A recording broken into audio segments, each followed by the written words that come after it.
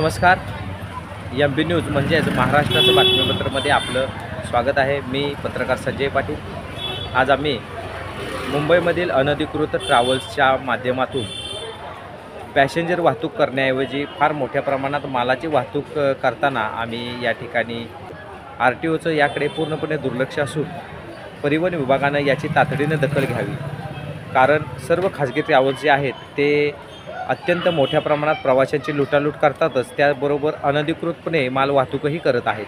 आज तुर्भे, वाशी, पनवेल या विभागात आम्ही गेलो असता आम्हाला हा प्रकार आढळून आलेला आहे.